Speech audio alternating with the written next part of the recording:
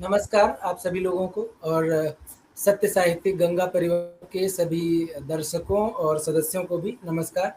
आज पुनः कलम की ताकत कार्यक्रम में हम लोग उपस्थित हुए हैं, जिसमें आज चर्चा करेंगे हम लोग डॉक्टर रूपाली गर्ग जी के साथ में। कवयित्री जो दिल्ली की हैं, हम लोगों के साथ उपस्थित हैं आदरणीय किरण बाला जी। तो आज उनके साहित्यिक स्तर और उनके द्वारा लिखी गई रचनाओं और उनके जो रुचियां हैं साहित्यिक और सामाजिक, उसके बारे में बातचीत करेंगे। नमस्कार, स्वागत है आप दोनों लोगों का आज के इस कार्यक्रम कलम की ताकत में। नमस्कार। तो सबसे पहले तो मैं आप लोगों को परिचय करवाऊंगा किरण जी का, जो अपने संपादन में लगभग 2 से अधिक साझा संकलन ला चुकी हैं और अनेक साझा संकलनों में अपना योगदान दे चुकी हैं। उनकी एकल पुस्तिका भी आ चुकी है और कुछ कतार में है आने के। तो एक समर्थ कवयित्री जो अपने आयामों को एक अच्छा रास्ता दे रही हैं, उनके जीवन के बारे में और उनकी साहित्यिक रचनाओं के बारे में आज हम लोग बातचीत करेंगे।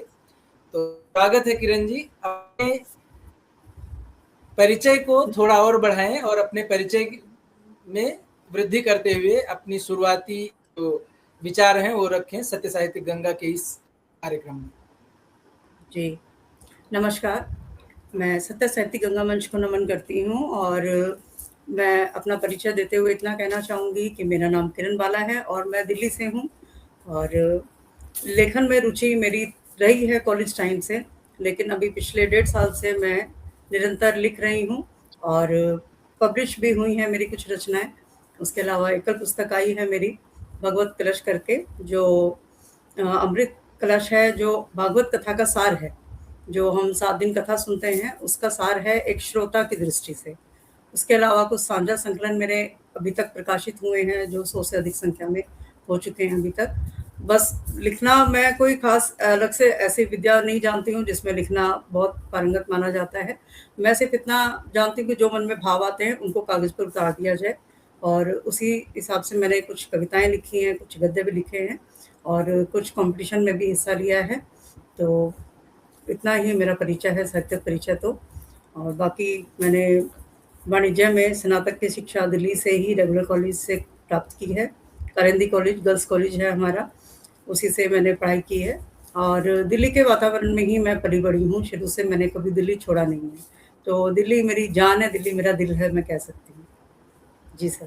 जी बहुत शानदार। और आपके द्वारा जो कवि गोष्ठियों में अपनी रचनाएं प्रस्तुत की गई हैं वो लगातार हम लोग सुनते रहे हैं। तो आज मैं चाहूँगा कि कोई ऐसी रचना आप निकाल के रखें जिसको हम आगे सुनेंगे, जो अभी तक आपने किसी कवि सम्मेलन या किसी कवि गोष्ठी में ना सुनाई हो।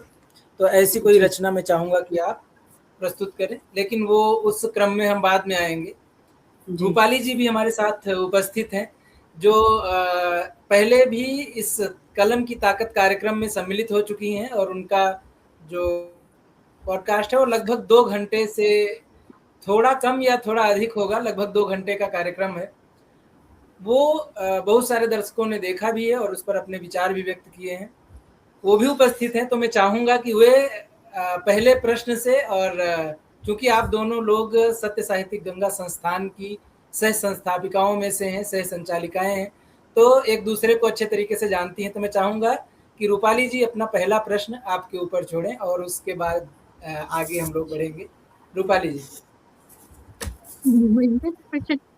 पहले तो सत्य साहित्यिक गंगा परिवार को मेरा नमन, और जो उस पार भी सुन रहे हैं हमें उसको मेरा नमन, क्योंकि हम जैसे भी हैं साहित्यकार का उपलक्ष्य होता है कि जब तक किसी की आलोचना या फिर उनका प्रयोग नहीं मिलेगा तो हम कुछ भी नहीं कर सकते, बस हम लिखते रहेंगे। किरण मैम, आपसे सर ने बहुत सारे क्वेश्चंस पूछे हैं, मैं सिंपल इतना ही पूछूंगी आपसे, आप पहले अपनी कोई रचना सुनाइए। अच्छा, मतलब वैसे तो मतलब ये मैंने बहुत सोच के नहीं लिखी थी, लेकिन मेरे दिल के बेहद करीब है, क्योंकि ये सबसे पहली रचना है जो मेरी हर जगह प्रकाशित भी हुई है और हर जगह मतलब जिसकी वजह से मैं थोड़ी बहुत जानी पहचानी गई अपने ग्रुप में या हर जो भी जितने भी ग्रुप्स में मैं जुड़ी हुई हूँ। तो उसमें है कि वो पढ़ना चाहती थी किताबें, वो पढ़ना चाहती थी किताबें, लेकिन पढ़ ना सकी। वो पढ़ना चाहती थी किताबें, लेकिन पढ़ ना सकी और समाज ने उसे अनपढ़ माना। जबकि उसने पढ़ा खुद को, स्वयं को, समाज को अपनी नज़रों से, जीवन के अनुभव से, किंतु समाज ने उसे अनपढ़ माना। उसने पढ़ा एक पिता के संघर्ष को, उसने पढ़ा एक माँ के आत्मसमर्पण को, फिर उसने पढ़ा एक बहन के निश्चल प्रेम को, फिर उसने पढ़ा एक भाई के अभिरक्षक रूप को। उसके बाद जब वो बड़ी हुई तो उसने अपने आप को बाद में समझा, फिर उसने प्रेमी को समझा, प्रेमी के भावों को समझा, फिर वो माँ बनी तो उसने पुत्र के स्नेह को समझा। उसके बाद उसने स्वयं के बचपन को, अपनी मासूमियत को बेटी के रूप में समझा और अंत में उसने समझा प्रभु को, वैराग्य को, और समाज ने उसे अनपढ़ माना। वो पढ़ना चाहती थी किताबें पर पढ़ ना सकी और समाज ने उसे अनपढ़ माना। ये मेरी पहली रचना है जो हर जगह प्रकाशित हुई थी। जी, बहुत धन्यवाद। ही सुंदर है। आपकी इस रचना से मुझे अपना बचपन याद आ गया। जी, तो मैंने, जैसा होता है ना, मैं थोड़े से टॉन्गल टाइप की रही हूँ, तो ओके। वही आपकी बचपन जब आपकी रचना आ गया, तो मैंने भी अपनी जो पहली रचना लिखी थी, मैंने कहीं प्रकाशित नहीं करी उसको, बस लिखी थी। तो जहाँ मैं रहती थी, हमारा बहुत बड़ा घर था, जी, तो मैंने एक पहली रचना लिखी थी जब ये थोड़ा सा बाबरी मस्जिद का केस चला था, तब लिखी थी मैंने। यहीं कहीं चौराहे पर पड़ी थी किसी की लाश, यहीं कहीं चौराहे पर पड़ी थी किसी की लाश, सब सोच रहे थे ये है किसकी लाश। हिंदू कह रहा था ये है मुसलमान की लाश, मुसलमान कह रहा था ये है हिंदू की लाश। मगर उस खड़ी भीड़ में, उस पड़ी भीड़ में किसी ने ये नहीं सोचा ये तो है एक महज इंसान की लाश। अच्छा। ये मेरी बहुत पहली शानदार, बहुत कविता शानदार। थी। जी, तब मैं बहुत अच्छा इंटर लिखा। में तब मैं इंटर में थी, तब ओके, लिखी थी ये। लेकिन उसके बाद अपनी पढ़ाई में लग गई, तो इससे रुचि थोड़ी सी अलग हो गई। लेकिन वो एक कहते हैं ना, जो एक अंदरूनी रुचि होती है वो कहीं भी जाती नहीं है। मैंने वैसे पीएचडी की हुई है, जी, लेकिन शिक्षिका भी हूँ, पढ़ाती भी हूँ। लेकिन एक जो कहना चाहिए अपने भाव जो होते हैं, वो आप सिर्फ हिंदी में ही लिख सकते हो, इंग्लिश जी। में नहीं लिख सकते हो। इंग्लिश में बहुत बहुत ही छोटी लैंग्वेज में आप लिख, अपने भावों को कोमल नहीं लगती लिख है, सकते हो। कोमल वही लगती है वो चीज चीज़। को, हाँ, हाँ, वही चीज को आप अपने भावों में कह सकते हो। तो जी इसलिए हाँ, मैंने, चाहे कलम को ताकत कह लो चाहे कुछ कह लो, जो मैं देखती हूँ उसको लिख देती हूँ। जैसे आपने कहा ना कि आप अपनी भावनाओं को लिखते हो, तो जी वही हाँ, चीज है कि जब तक हम अपनी भावनाओं को नहीं लिखेंगे तो हमें खुद से अच्छा नहीं लगेगा। जब खुद से अच्छा नहीं लगेगा तो कोई उसको पढ़ेगा, उसको भी नहीं अच्छा बड़े लगेगा। जी। नहीं मैम, बहुत जब कुछ शानदार। लिखते भी हैं तो जब तक मन से अपने आप को नहीं लगता ना कि अच्छा लग रहा है, तब तक मैं उसको आगे कहीं सेंड नहीं करती हूँ। मतलब एडिट तो हो ना हो, लेकिन आगे मैं नहीं सेंड करती हूँ अगर मुझे मन से ना लगे कि वो पढ़ने में फील नहीं हो रहा है ऐसे। सुरेंद्र जी, आप बहुत शानदार। सवाल पूछिएगा। जी, जैसे अब हम दोनों बोलते किरण जी रहेंगे। से, जी नहीं, बहुत अच्छा है। और ये जो वार्तालाप होती है इसका मजा ही यही है कि हम सभी लोगों के जो मन में है, जो हम लोग सोचते हैं वो सब व्यक्त कर सकें। तो अगला प्रश्न मेरा ये है किरण जी से कि आपके लेखन की शुरुआत कब हुई और उसके पीछे का रहस्य क्या था, क्या सोचे? क्योंकि हम सब लोगों के जीवन में या जो भी लिखना चाहते हैं या लिखना शुरुआत करते हैं, वो लोग कुछ ना कुछ सोच के या किसी न किसी कारण से लेखन का कार्य शुरू करते हैं। तो उसके पीछे का रहस्य क्या है और क्या कारण था? जी, मैंने फर्स्ट टाइम जब लिखा तब मैं कॉलेज के फाइनल ईयर में थी और उस टाइम हम हिंदी साहित्य का इतिहास पढ़ते हैं बीकॉम में।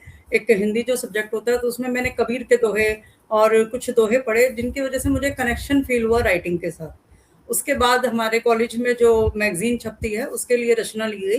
तो मैंने समाज पर लिखा था फर्स्ट कि क्या यह बदलेगा समाज? लेकिन वो मेरी फिर प्रकाशित हो नहीं पाई वहाँ पे पुस्तक में। तो एक मेरे को मन में ऐसे आ गया कि नहीं, शायद इतना अच्छा प्रभावी मैंने नहीं लिखा है, इसलिए शायद प्रकाशित नहीं हो पाई है रचना। उसके बाद मैंने रेगुलर ऐसे नहीं लिखा, लेकिन जो शायरी जैसे होती है वो कहीं ना कहीं मुझे कनेक्ट करती थी और वो ये थी कि मैं अचानक कुछ भी लाइन बोल के उसकी जुगलबंदी कर लेती थी। तो वो मुझे फील हुआ कि होता था। और अभी पिछले 2 साल से लगभग ऐसा हो रहा था कि बच्चे बड़े हो गए हैं, वो स्कूल चले जाते, तो पीछे जब मैं खाली रहती तो मेरा इंटरेस्ट नहीं बन रहा था किसी भी चीज़ में कि क्या करना चाहिए। तो जब मैंने लिखना शुरू किया तो मेरे को उसमें इंटरेस्ट बना। और फिर जब 1-2 रचना प्रकाशित हुई तो मैंने बच्चों की तरह उसको सजेहा, उसको मैंने प्रिंट आउट निकाल के फाइल बनाई और इस तरह की चीज़ें करी।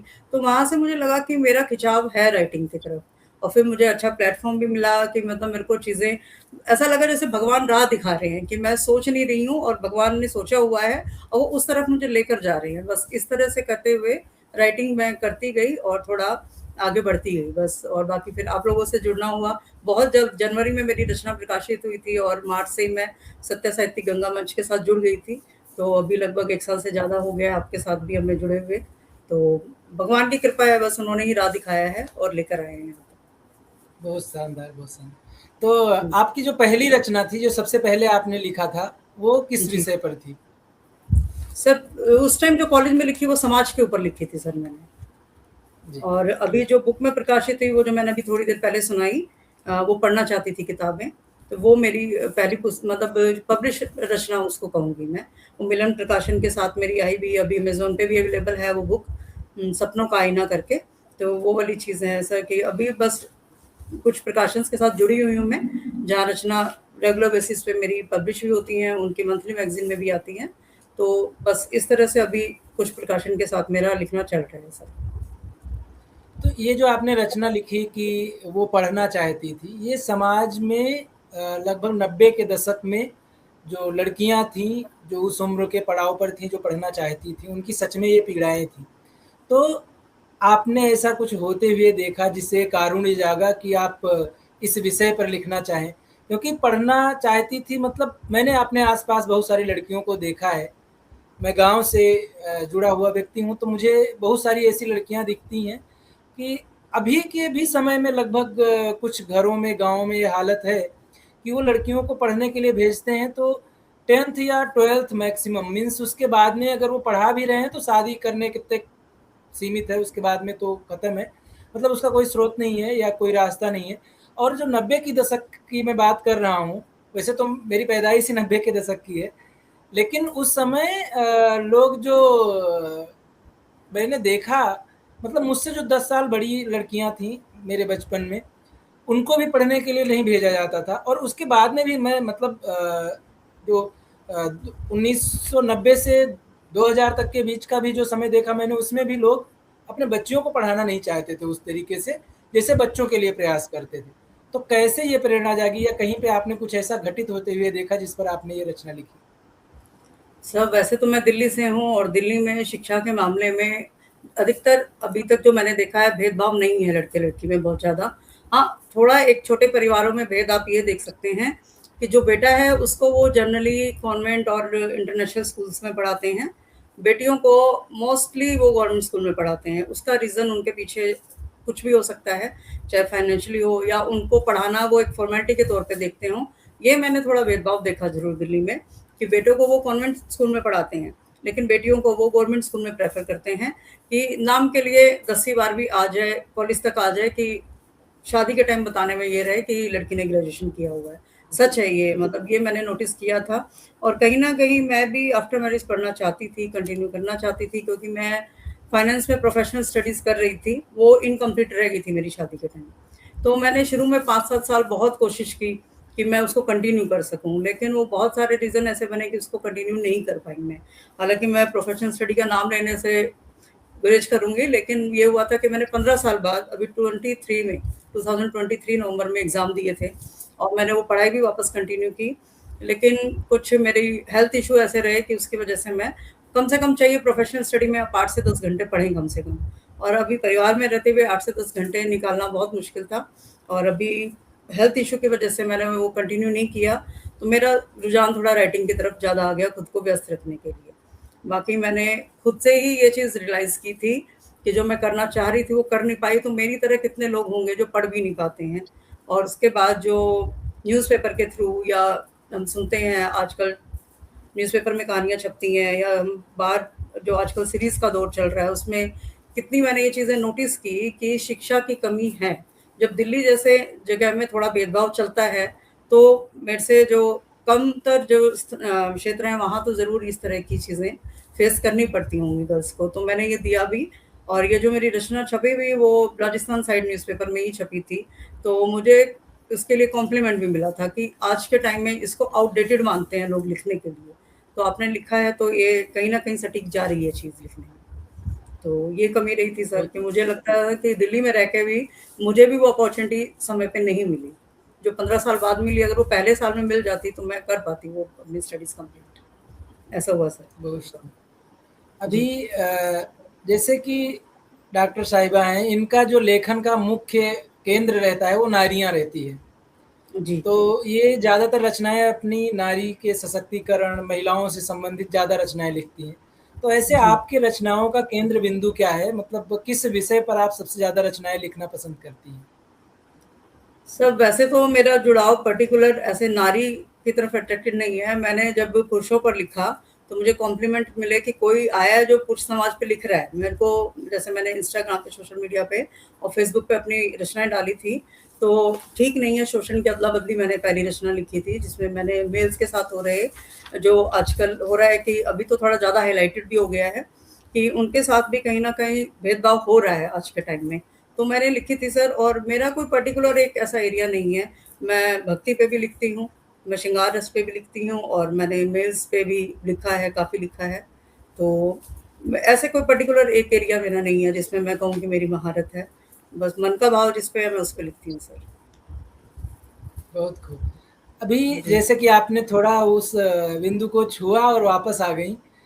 जी। आपने कहा कि अभी ज़्यादा हाइलाइट हो रहा है, तो जो मतलब फिर से मैं जाऊँगा 90 के दशक में हम देखते थे कि घर में महिलाओं को दहेज के नाम पे जला के मार दिया जाता था। जी। ये रिवर्स जो चालू हुआ है कि मतलब कहीं नीले ड्रम में पैक कर दिए जाते हैं या फिर अभी राजस्थान या कहीं मुझे एग्ज़ैक्ट कोई शहर का नाम नहीं याद आ रहा है, जी।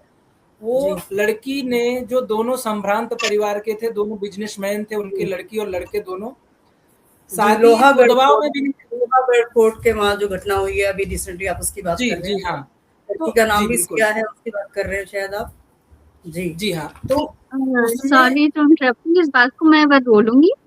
मैं लिखती ज़रूर हूँ उस जगह पर, लेकिन जो सही है क्योंकि 2 सिक्के होते हैं हर चीज़ के। अगर जो सही है, होता क्या है, कई बार क्या होता है कि नारी गलत होती हैं और वो अपने उसका फ़ायदा उठा लेती हैं। होता पुरुष सही है और जो आप बोल रही हैं ना 90 दशक में देखा गया है, उस बात के लिए बोलती हूँ। होता क्या है कि हाँ, ये चीज़ जाके उनके ऊपर घरेलू हिंसा हो रही है, कुछ हो रही है, ये एक सोचनी की चीज़ है। उस चीज़ का वो फ़ायदा उठा लेती हैं। हिंसा हिंसा जो है केवल नारी के ऊपर नहीं होती, पुरुष के ऊपर भी होती है। पर होता क्या है, हमारा जो समाज है या हमारा जो घर है, वो ये सोचता है कि हाँ, नारी बेचारी है, वो जो कुछ कर रही है वो बेकार है, वो तो सही बोल रही है। उस चक्कर में पुरुष दब जाता है। जबकि देखा जाए तो सही, कुछ मामलों में नारी सही है तो कुछ मामलों में पुरुष सही है। होता कि भाई ये कि उनकी बातों को सुना नहीं जाता है बस, होता यही है। अगर देखें, अगर सही से अगर देखा जाए तो जो नारियाँ हैं वो घर चलाती हैं, पुरुष जो है उनको पैसा कमा के देते हैं। उनकी जो प्रेरणा है, उनकी जो लक्ष्य है, जो कर रहे हैं वो कुछ नहीं कह सकते। उनका सच्चाई पता है तो उनका जो पैसों पे मुँह बंधा रहता है। क्योंकि चाहे बॉस कुछ कह रहा है या फिर वो मजदूर है, कुछ भी है, कोई भी कुछ कह रहा है, वो चुपचाप सुन रहे हैं क्योंकि उनकी आँखों के सामने उनका पूरा परिवार है, उनकी बूढ़ी माँ है, बहुत सारी चीज़ें उनके सामने, इसलिए वो चाहकर भी कुछ नहीं बोल पाते हैं।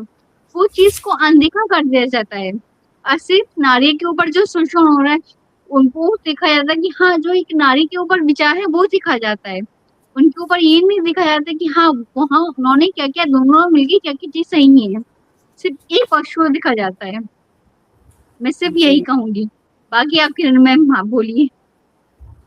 नहीं मैम, मैं कहना चाहूँगी जैसे अभी रिसेंट पे तो मैंने नहीं लिखा है, लेकिन अभी जब जो मिलता-जुलता एक इंसिडेंट हुआ था, जो राजवंशी करके कोई एक फैमिली थी, जो हुआ था एक इंसिडेंट, वो सेम लोग कंपैरिज़न में भी ला रहे हैं। तो उस टाइम मैंने लिखा था, वैसे तो अभी रचना मिलती है तो मैं सुनाती हूँ आपको ज़रूर, लेकिन ये था कि मत मारो किसी का लाल रे अपने स्वार्थ की खातिर। क्योंकि समाज के जो पहलू है, जो 2 सिक्के हैं, वो मतलब जो 2 पहिए हैं स्त्री-पुरुष, वो साथ मिलकर चलेंगे तभी समाज में संतुलन बना रहेगा।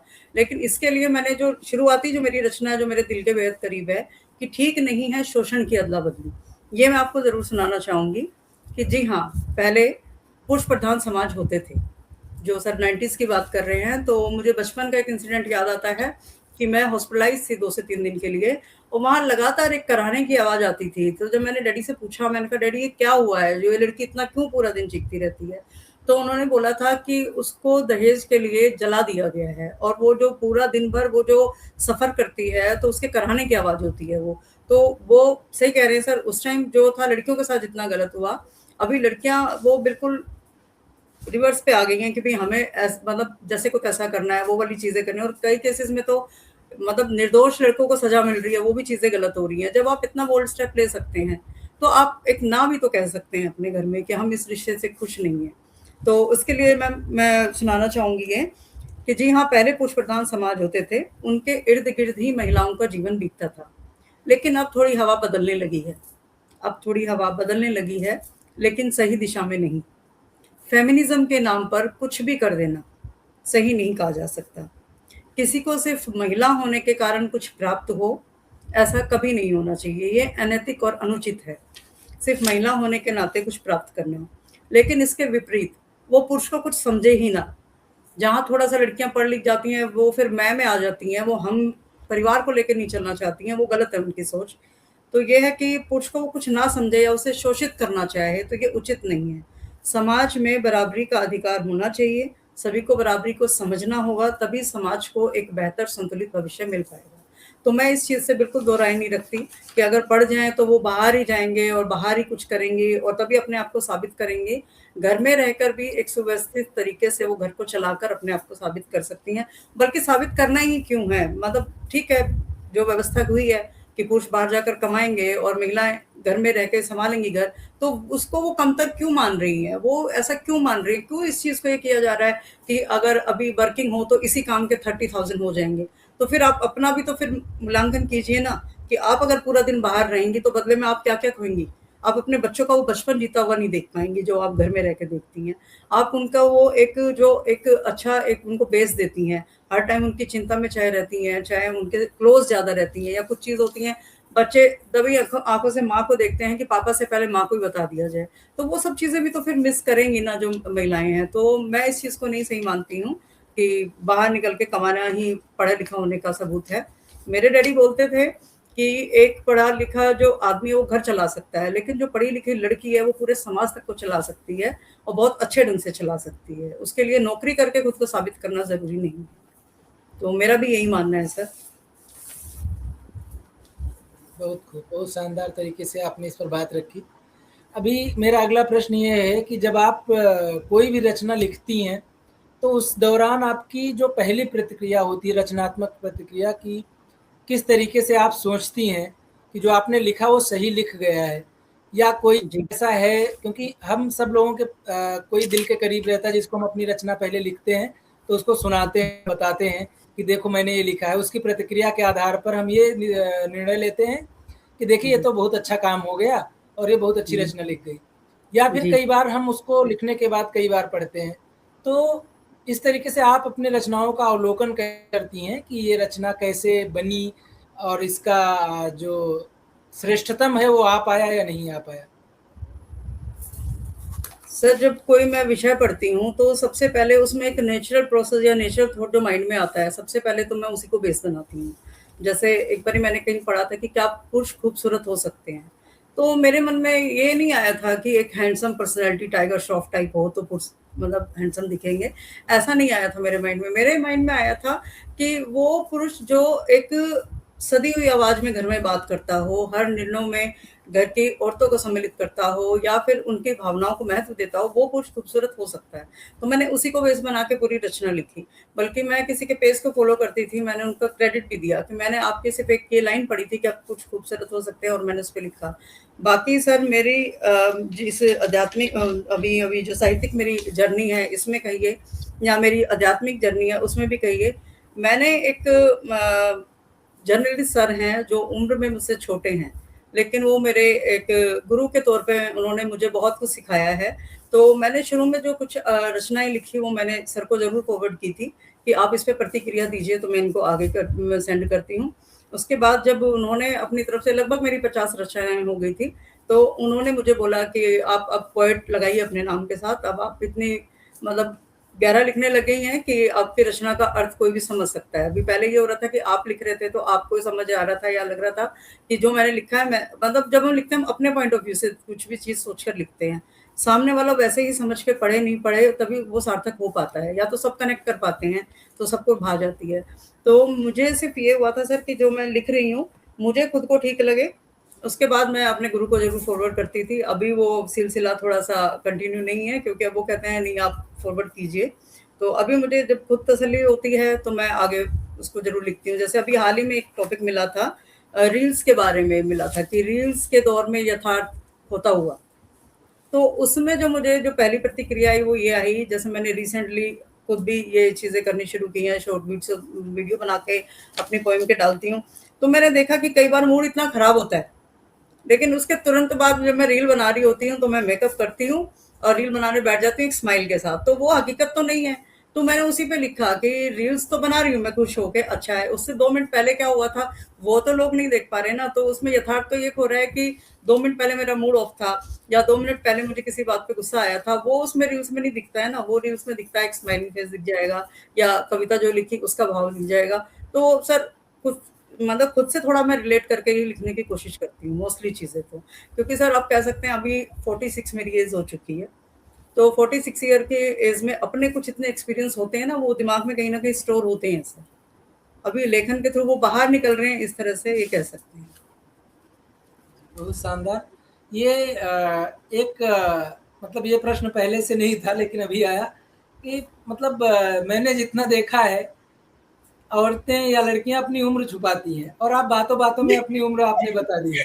तो ये मतलब अनायास निकल गया या फिर मतलब नहीं, आप उनमें नहीं से सर नहीं हैं ये तो छुपा ली? नहीं सर, मैं कभी एज नहीं छुपाती हूँ और मुझे एज छुपाने में है भी नहीं कोई मतलब संकोच कि भई एज छुपाने से कुछ अलग पता चल जाएगा। तो मतलब थोड़ा लोगों ने मुझे बोला भी कि काफ़ी लेट लिखना शुरू किया है इसके हिसाब से तो आपने। तो मैंने कहा नहीं, लिखने का कहीं न कहीं मन में था पर लिख नहीं पाई थी, वो बात है। तो नहीं, बाकी मेरा सर प्रश्न ये नहीं था। मेरा प्रश्न ये था कि जो छुपाती हैं वो उसके पीछे का उद्देश्य क्या होता है? आपने तो बता दिया। सर अब एज़ ए फीमेल मैं कहूँ तो जो महिला होती है ना, वो 46 की हो, 36 की हो, 26 की हो या 16 की हो, वो सर मन से हमेशा 16 की ही रहती है। मेरा ऐसा मानना है। वो मन से बड़ी होती ही नहीं इसलिए है सर। हमेशा 16 साल जी। बताती रहती है। जी, कि क्या होता है जब बच्चे बड़े हो रहे हैं ना, बच्चों के जो फ्रेंड्स आके आंटी नमस्ते बोलते हैं तब लगता है आंटी अच्छा बड़े हो गए हैं। या बच्चे बोलते हैं मम्मी, मतलब मेरी बड़ी बेटी लड़ जाती है अगर कोई मुझे आंटी बोलता है तो कि मेरी मम्मी को आंटी नहीं कहोगे। अब तो थोड़ा-सा मैंने उनको बोला कि भी अभी बड़े हो गए हो, अब जब आप लोग इतने बड़े हो गए तो हम भी तो बड़े हो रहे हैं ना। तो मेरा मानना है सर, मन है ना, वो कहते हैं ना दिल तो बच्चा है जी, वो सच है, दिल कभी बड़ा नहीं होता। और मैं तो ये मानती हूँ कि पुरुष के मामले में भी सेम चीज़ है। पुरुष भी अपने आप को 20 साल से बड़ा मानते नहीं है सर कभी भी। मुझे नहीं लगता ऐसा कि वो कोई खुद से कहता होगा मैं तो 50 साल का हो गया। नहीं कहता सर कोई भी। नहीं, नहीं, पुरुषों में दिक्कत ये होती कि वो पहले कुछ दिन तक 35 साल मैक्सिमम उम्र होती, 35 के बाद सीधा वो 65 के पहुँच जाते हैं। वो सीधा ये बोलते हैं ये बाल ऐसे सफ़ेद नहीं हुए हैं। नहीं जो सर, ये तो मैं भी सच्चाई है अच्छी उसको माननी चाहिए। आप लोगों को भी ये देखने में मिला होगा कि वो मतलब 30-35 तक रहते हैं पहले और फिर सीधा 55 के पहुँच जाते हैं, 55 या 60 के कि देखो बाल ऐसे सफ़ेद नहीं हुए हैं, बहुत बड़ा अनुभव है मुझे। तो तो उनमें सर मैं भी ये इस पे होता है। ग्रंथ बना सकती हूँ कि क्या पुरुष खूबसूरत हो सकता है। देखिए 35 जी, के हो बिल्कुल। चाहे 65 के हो, वो हमेशा खूबसूरत हो सकता है सर। और एज मायने नहीं रखती। कहते हैं ना एक उम्र के बाद लड़की की सुंदरता भले ही चलती रहे लेकिन आदमी की कमाई दिखती है। जो अच्छा सफल है, अच्छा कमा रहा है, उसको समाज में एक्सेप्ट कर लिया जाता है एक अच्छे पुरुष के तौर पे, जो बात है। तो ये है सर कि क्या पुरुष खूबसूरत हो सकता है? जी हाँ, पुरुष भी खूबसूरत होते हैं और सराहे जाते हैं कुछ इस तरह से। सराहे जाते हैं कुछ इस तरह से। अच्छे पुरुष सराहे जाते हैं उनकी अर्धांगिनी की वफ़ादारी के ज़रिए, उनकी अर्धांगिनी की वफ़ादारी के ज़रिए। उनकी बेटी की हँसी की झनक में छलकता है उनका किरदार, उनकी बेटियों की हँसी में छलकता है उनका किरदार। माँओं की दुआओं में हर बेटा शामिल होता है, माँ की दुआ में हर बेटा शामिल होता है और इस तरह वो और खूबसूरत होता है। बहन का प्यार हर भाई पर निछावर नहीं होता, बहन का प्यार हर भाई पर निछावर नहीं होता, वो होता है किसी विरले पर कुर्बान।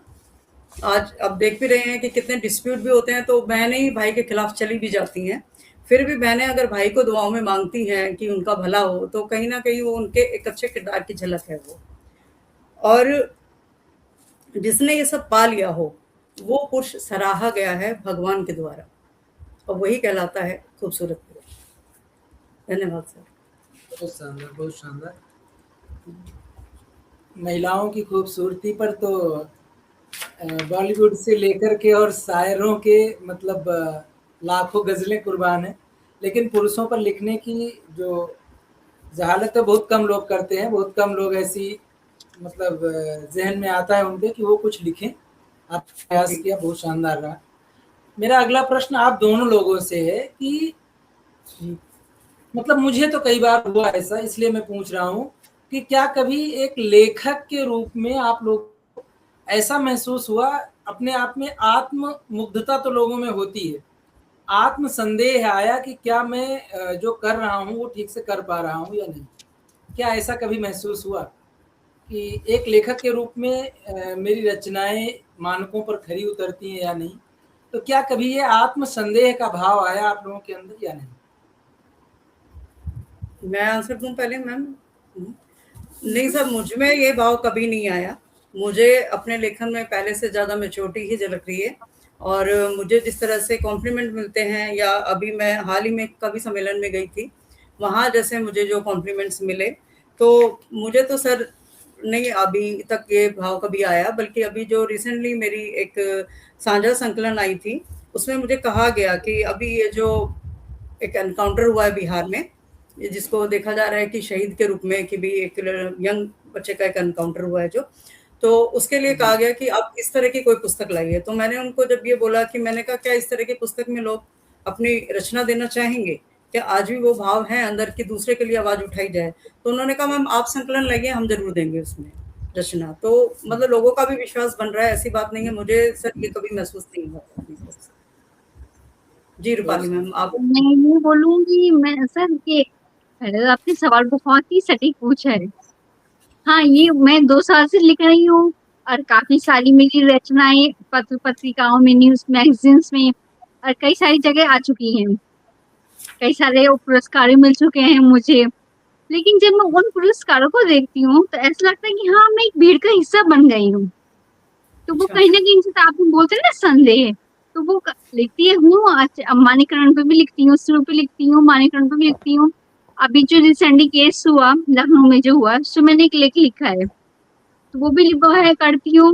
लेकिन अंदर से जो एक है लगता है, कई बार जब उसको कर लेती हूँ, मुझे ड्राइंग का भी शौक है, मैं कुछ ना कुछ बनाती भी रहती हूँ, तो कई बार लगता है कि हाँ, मुझे थोड़ा सा हटके लिखना चाहिए, कि मैं कब तक इस चीज को सोचती रहूं। तो मेरे अंदर एक हैबिट है कि मैं पढ़ती बहुत हूँ। जब खाली समय होता है मैं कुछ ना कुछ पढ़ती रहती हूँ। तो मेरी 2 रचनाएं भी आई हैं, जैसे आप लोग को पता है 2 किताबें आ चुकी हैं मेरी, संकलन बहुत सारे आ चुके हैं। जी जी। और जैसा आपने किरण मैम बोला कि हाँ, एक विश्वास होता, ये सत्य है कि आप जब लोगों के अंदर आज भी भाव है कि उनके अंदर की का आप कोई सा भी टॉपिक दीजिए, उनके अंदर भाव है, वो लिखते हैं, उसको लिख रहे हैं। लेकिन आजकल जो है, मुझे लगता है कि आज का जमाना एआई का है, तो बहुत सारे लोग क्या करते हैं, एआई से अपनी रचनाओं को लिखवा लेते हैं और अपना नाम दे देते हैं। लेकिन मुझे लगता है कि जब तक खुद से नहीं लिखोगे तो आपके अंदर जो भाव है वो नहीं आएंगे। करते क्या है कि अगर अपना भी कुछ लिखना है, 3-4 कविताएं लिख लेंगे। मैंने नोटिस किया इसको, 3-4 कविताएं एआई से लिखवा लेंगे, फिर उन 3-4 कविताओं को अपने ही भावों में लिख देंगे, कि हम सोचेंगे कि हाँ, वो अपने भाव में लिख रहे हैं। लेकिन एक जो सेटिस्फेक्शन होता है, वो अंदरूनी जो सैटिस्फेक्शन है वो नहीं आता है। तो लिखती हूँ मैं, जैसे अभी आपको एक कविता सुनाती हूँ, वो मैंने सिर्फ 10 मिनट में लिखी थी जी। थोड़ा सा मूड थोड़ा सा खराब था, एग्री। जब बच्चे बड़े होते हैं तो किसी न किसी बात पर डिस्प्यूट हो जाता है, क्योंकि हम क्या होता है ना, हमारी जो हमें लगता है कि हाँ, वो एक अलग जनरेशन है, और हम लोग अपनी जनरेशन सब सोचते हैं कि हम कैसे थे जब बड़े हुए, और आज की जनरेशन कैसी है। थोड़ा सा मूड मेरा खराब था, तो मैंने वो 10 मिनट में लिख दिया था। आई वॉज ऑल्सो सरप्राइज कि मैंने वो कैसे लिख दिया। शब्दों का जंजाल हो जैसे एक टूटा हुआ तारा हो जैसे, दिल में एक तूफान हो जैसे, बार बार कोई देता हो आवाज जैसे, बार बार कोई देता हो आवाज जैसे। आंखों में आंसू का समंदर है, दरिया मिल रहा हो किनारे से जैसे, दरिया मिल रहा हो किनारे से जैसे। शांत है ये दिल बहुत, तेज हवाओं का टकराया हो जैसे, तेज हवाओं से टकराए हो जैसे। दूर तक रिश्ता न रहा, शोर गुफ्तगू की हो जैसे, शोर गुफ्तगू की हो जैसे। लम्हे चुराना चाहता है ये दिल, रास्ते में कांटे बिछाता हो कोई जैसे। गुजरे वक्त की कीमत है, सुहाने पल को दरिया से मिलाता हो जैसे, सुहाने पल को दरिया से मिलाता हो जैसे। तो बहुत अच्छा, होता ही बहुत अच्छा। ऐसा है, ये होता है कि हमारे जब भाव होते हैं ना, वो हमें खुद ही पता होता है कि वो कैसे शब्द निकल जाएंगे, कैसे बन जाएंगे, एकदम शब्द निकल जाते हैं। वो अच्छे लगते हैं, जब खुद को अच्छे लगेंगे तभी सामने वालों को भी अच्छा लगेगा। जैसे आपने बोला कि मैम कि पहले आप रचना लिखती थी, तो वो रचनाएं ऐसा लगता है कि आपकी खुद की है, खुद खुद से लिख रहे हो बस, और दूसरों तक नहीं पहुंच रहे हो। लेकिन जब आप रचनाएं लिखना शुरू कर देते हो, आपको लगता है कि हाँ, कुछ ना कुछ भाव किसी और के भी हैं उसमें। तो हमारी जो रचनाएं होती हैं वो कनेक्ट हो जाती हैं। जब वो औरों के भावों से कनेक्ट होते हैं तो आपको रचना लिखने में अच्छा लगता है। आपने जी, बिल्कुल सही कहा नहीं किरण मैम, मैम, जैसे आपने आप बिल्कुल किरण मैम जी, आपने जी, बिल्कुल सही कहा। जब हम खाली होते हैं ना, तो लेखन ऐसी चीज है कि हमारे जो खाली विचारों को, निगेटिव माइंड घूमता रहता है, कुछ ना कुछ सोचता रहता है खाली रहेंगे तो हम लोग क्या करते हैं, हम सच सही बात है ये, कलम उठा लेते हैं। जो जो साहित्यकार होते हैं, उनको कुछ ना कुछ लिखने की आदत होती है। और सच बात यही है, एक जो चेहरे पे चाहे उदासी भी हो ना, वो मुस्कान आ ही जाती है, चाहे कुछ भी हो। और जो कलम होती है ना, मैंने खुद से नोटिस किया है इसको, कि आपके अंदर चाहे कितना भी, आपके अंदर कितने विचार हो, कितना मूड खराब हो, कुछ भी हो, जब आप उसको लिखना शुरू करोगे, आप खुद से याद नहीं रहता कि आपका मूड कहाँ खराब था, किस बात के लिए था। वो एक ऐसा लगता है कि हाँ, थोड़ी देर के लिए था, चला गया। उसको सोचना जी, बेकार है, व्यर्थ है, क्योंकि हमारा भविष्य कुछ और है। हम हम जो लिख रहे हैं, हमारा, अगर हम उस भावनाओं को लिखेंगे तभी ही लिखेंगे।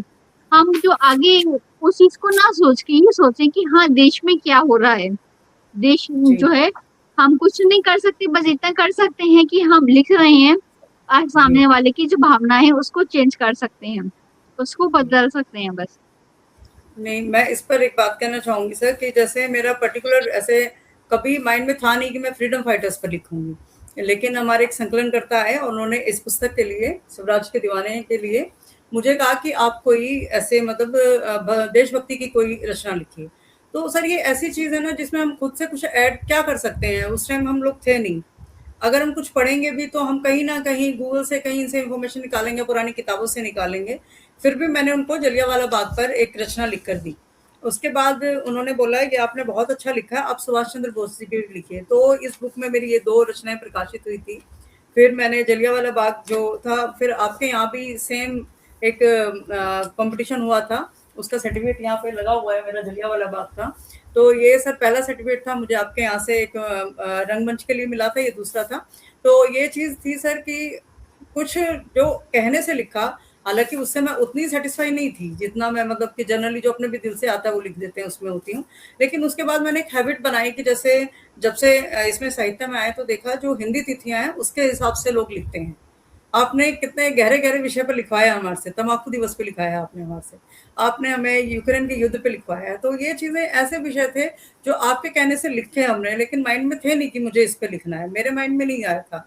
जनरली मैं जैसे बता दूँ तो मेरे हस्बैंड बाहर नौकरी करते हैं, कभी 15 दिन में आते हैं, कभी 20 दिन में आते हैं। तो मेरे माइंड में जो रहता है कि उनको मिस किया तो कुछ लिख दिया, या उनके लिए कुछ सोचा तो लिख दिया। तो वो मेरा एक वियोग हो गया या श्रृंगार रस हो गया, उसमें मेरी रचना ज़्यादा रहती थी। और भक्ति से मैं बचपन से जुड़ी हुई हूँ, इसलिए थोड़ा मेरा अध्यात्म की तरफ रहता है। लेकिन इस तरह की रचनाएँ ये आप लोगों के दिए हुए विषयों पर हमने लिखा है, उसके लिए आपको बहुत-बहुत आभार। बहुत-बहुत धन्यवाद सर। सही कह रहे हो आप किरण मैम, बिल्कुल। जब ऐसे जी, ऐसे कुछ विषय मिलेंगे, हमारी जो लेखनी है ना, वो और ज्यादा सक्षम और ज्यादा स्ट्रांग जी, होगी, तभी हम उसको जी, लिख पाएंगे।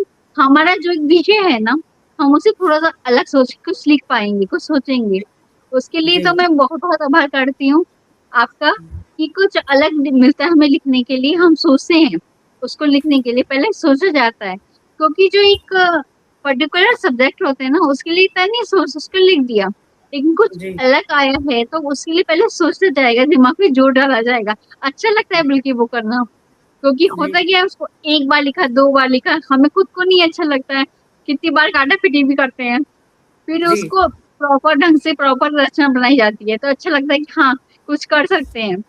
मैं नवी मुंबई से हूँ, मैं अपने हस्बैंड को अक्सर बोलती हूँ कि हम जो गाने सुनते हैं, जी, हमने जी, सुन लिए गाने सुन लिए कि हाँ, वो सुन रहा है, उसके थे, ये एक्टर के थे, उस एक्ट्रेस के थे।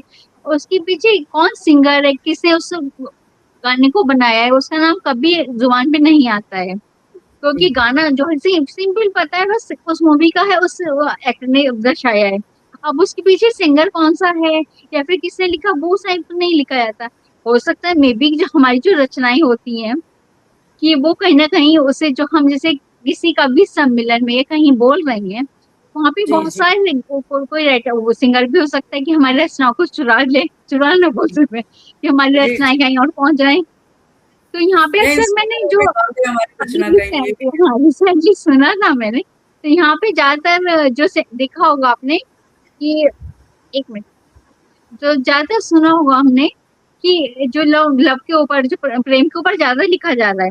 पर मेरा मानना है ये खाली कविता ऐसी होनी चाहिए कि आप अगर प्रेम पे भी लिख रहे हो, तो वो प्रेम से बढ़ के थोड़ा-सा अलग हो जाए। कि सोचने पे मजबूर किया जाए कि हाँ, ऐसा भी कुछ हो सकता है।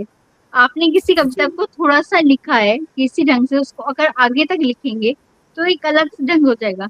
जैसे मैंने किस जनरेशन के लिए बोला, तो मैंने एक युवाओं के ऊपर कविता लिखी थी, वो सुनाती हूँ आपको। साहस, जी, ज़िम्मेदारी पसंद है, मेहनत, मिट्टी की सुगंध पसंद है। एकता जी, की भावना लेकर युवा सहसा की आगे बढ़ता है। युवा सहसा से आगे बढ़ता है। अखंडता, ईमानदारी, मूल्य प्रणाली, अर्थव्यवस्था की नींव उसमें, वर्तमान की निर्माण वह करता, जिंदगी को नई पहचान देकर देश की जिम्मेदारी निभाता है। जो आजकल का युवा है ना, उसका जो सोच है ना, वो थोड़ा एक ही दायरा नहीं है। अगर सोचा जाए, तो वो अलग-अलग सोच है, उसपे ही लिखा हुआ है मैंने। इतिहास की गाथा अमर है। वीर सावरकर, चंद्रशेखर, सुखदेव, भगत सिंह, राजगुरु ने कमर कसकर दुश्मनों को कमजोर किया। युवाओं ने हर पल देश को गर्वित किया है। युवाओं ने हर पल देश को गर्वित किया है। प्राण तत्व स्फूर्ति चेतना है वह, त्याग तप और गरिमा की मूर्ति। देश को अमूल्य खजाना है वह, सबको साथ लेकर चलने का संकल्प अब युवाओं ने ठाना है। अब युवाओं ने ठाना है।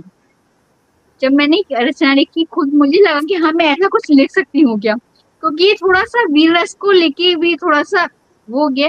तो मुझे अक्सर बोला जाता है कि आप वीर रस पे कुछ लिखिए। वो मैं लिख नहीं पाती उसमें। कोशिश मैंने की है कई बार, पर मैं नहीं लिख पाती हूँ। क्योंकि वीर रस में क्या होता है कि आप अपनी भावनाओं को अलग ढंग से कुछ ना कुछ बोलें। तो वो मैं नहीं लिख पाती हूँ। मैं कोशिश करती हूँ पर हाँ, उस कोशिश में कामयाब नहीं होती हूँ। बहुत शानदार। अभी एक प्रसंग आया जिसमें किरण जी ने बोला कि वियोग में मतलब जब हम अपने चाहने वालों से दूर रहते हैं तो उसके बारे में बोला कि जब उनके पति बाहर रहते हैं तो उसके बारे में ज़्यादा लिखती थी। एक मतलब मुझे ऐसा ही याद आया कि जब कोई भी लोग होते हैं, कोई भी व्यक्ति होता है, तो वो अक्सर 2 तरीके की चीज़ें ज़्यादा पसंद करता है। एक तो वियोग और दूसरा बेवफ़ाई। ये 2 चीज़ें जो होती हैं ना, इन दोनों से संबंधित गाने सुनना भी मतलब मैंने ऐसे लोगों को भी देखा है जिन्होंने कभी किसी से नहीं प्यार किया, लेकिन जब बेवफ़ाई के गाने बजते हैं ना, तो वो बिल्कुल ऐसे सुनेंगे कि जैसे उनको भी कोई छोड़ के अभी जल्दी ही गया है। या वियोग जो होता है, ये 2 विषय ऐसे हैं कि जिन पर लोग सबकी रुचि रहती है, मतलब सबको पसंद आता है। वियोग की चीज़ें भी ऐसी ही हैं, जैसे इनके साथ में तो है कि मतलब इनके जीवन साथी साथ में नहीं रहते हैं। 10 दिन में, 15 दिन में आते हैं, ठीक है। पर जिन लोगों के साथ में नहीं होता है, उनको भी वियोग और बेवफ़ाई की चीज़ें इतना क्यों पसंद आती हैं? उस पर आप लोगों के विचार क्या हैं? सर मैं इस पे एक चीज़ कहना चाहूँगी कि मैंने लोगों के बोलने के बाद मतलब सोशल मीडिया ज्वाइन किया। और जब मैंने उस पर शुरू में लिखा तो मैं क्या करती थी ना, जो नेचुरल थॉट क्या होता था, कोई रील देखी और उससे रिलेटेड कोई थॉट आ गया, वो लिख दिया और पोस्ट कर दिया, रीपोस्ट कर दिया, वो वाली चीज़ होती थी। तो लोगों ने मुझे बोलना शुरू किया, आपका ब्रेकअप हुआ है जो आप ऐसे चीज़ें लिख रहे हो। इतने मुझे इनबॉक्स आए उससे रिलेटेड, तो मुझे लगा ये तो चीज़ ठीक नहीं है। फिर मैंने अपनी रचनाएं पोस्ट करनी शुरू करी, तो जो मुझे बेस्ट कॉम्प्लीमेंट मिला, तो मैंने राम जी पर कुछ लिखा था, तो उसमें मुझे बेस्ट कॉम्प्लीमेंट मिला। वो एज में अबाउट 60 है सर, हमारे प्रकाशन में भी हैं। तो उन्होंने मुझे बोला कि आप में ये बहुत बड़ा गुण है कि आप हर टॉपिक पे लिख पाती हैं। तो मैंने कहा सर ये तो बहुत बड़ा कॉम्प्लीमेंट दिया आपने। तो कह रहे हैं हाँ, क्योंकि अभी जनरल क्योरिटी पढ़े थे ना आपके, अब रचनाएं पढ़ रहे हैं तो देखते हैं कि आप राम जी पे भी लिख रही हैं।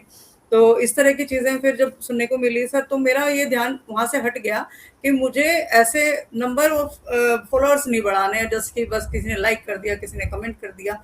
तो वहाँ से मैंने वो दौड़ भाग छोड़ के अपना अकाउंट प्राइवेट रखा, और उसके बाद मैं जो मन में भाव आए उसी के बेस पे लिखती हूँ और उसी को मैं आगे बढ़ाती हूँ।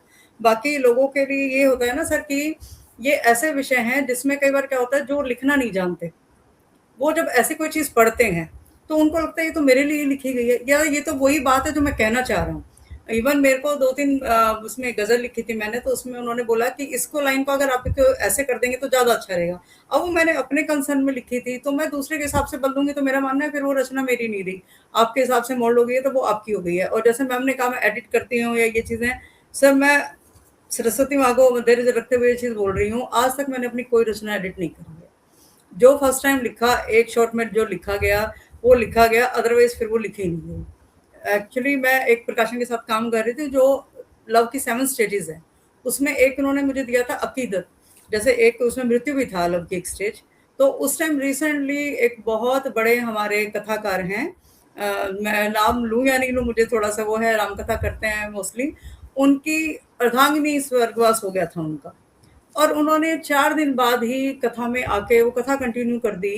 मतलब उस पे मुझे वो इतना हर्ट कर गई थी बात, कि जिसने पूरा जीवन बिता दिया आपकी वजह से, आपके पीछे, आपके समर्पण में, आप उनको 4 दिन, 7 दिन, 10 दिन वियोग के नहीं दे सके। आप उनको 4 दिन में बुला के आप अपनी कथा करने बैठ गए। तो वो सर मुझे बहुत दुखी कर गई थी वो चीज़ ना, तो मैं आगे अकीदत पे लिख ही नहीं पाई। मैंने उसका मतलब ढूँढा, सोचा कि 7 स्टेजेस ऑफ लव थी उसमें, लास्ट अकीदत लिखना था और मैं नहीं लिख पाई फिर उस टॉपिक पे।